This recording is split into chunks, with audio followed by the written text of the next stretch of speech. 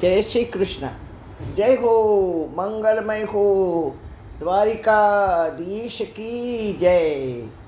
દ્વારિકાધીશનું સુહામણું સ્વરૂપ, બાલ સ્વરૂપ, બંશીધરનું સ્વરૂપ, ગોપાલ કૃષ્ણનું સ્વરૂપ, જે યમુનાજીએ બચપનમાં જોયું હતું, એમની સાથે રમ્યા હતા, એ સ્વરૂપ ઠાકોરજીએ પ્રગટ કર્યું. યમુનાજી ખુશ થયા.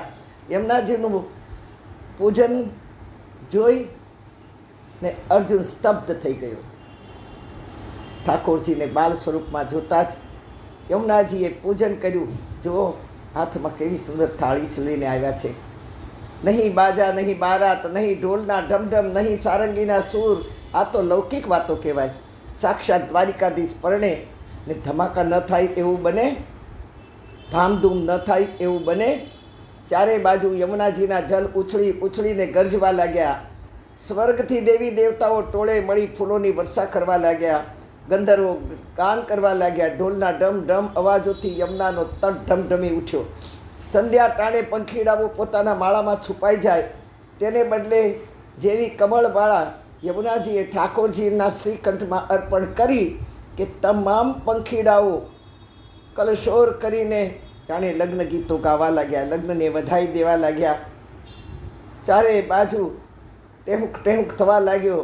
મોર બપૈયા કોયલ કાળી ટહુકવા લાગ્યા.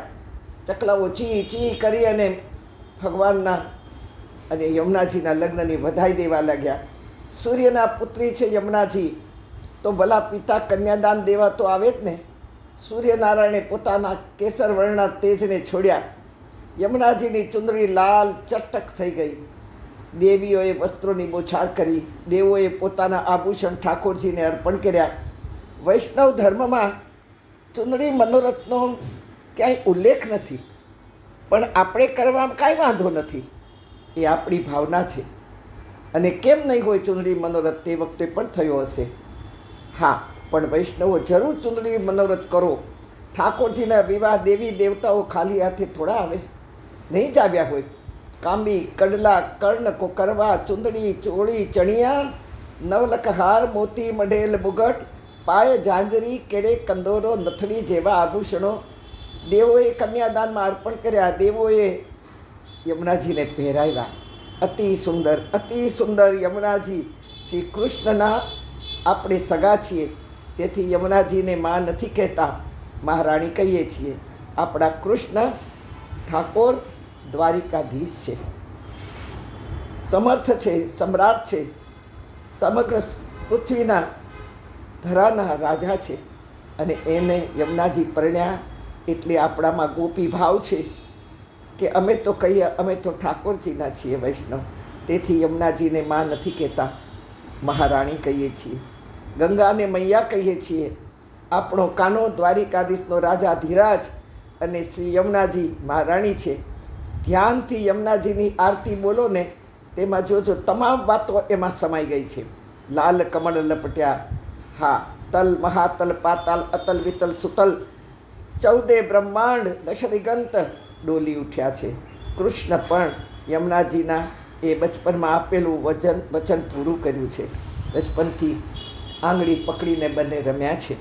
125 વર્ષ સુધી કૃષ્ણને પ્રાપ્ત કરવા જલના ઊંડાણમાં ઉગેલી કુમળી કુમળી કમળની પોયણીઓને લઈ માળા પરોવી અને સંધ્યા ટાણે બહાર આવતા અને ઊભા રહેતા.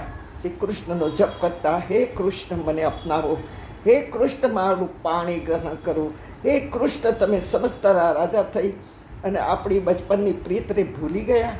હે કૃષ્ણ, હે કૃષ્ણ, હે કૃષ્ણ. અંતરના અવાજથી કૃષ્ણ સમજતા હતા, સુણતા હતા. પણ વિશ્વનું કાર્ય એટલું બધું હતું કે ખબર નહીં હજુ પણ ઠાકોર યમુનાજીનું પાણી ગ્રહણ કરવાની ઉતાવળ કેમ કરતા નથી. સમસ્ત વિશ્વનું કામ કરીને પ્રભુ તેથી જ આ રસ્તેથી નીકળ્યા છે અપનાવવા માટે.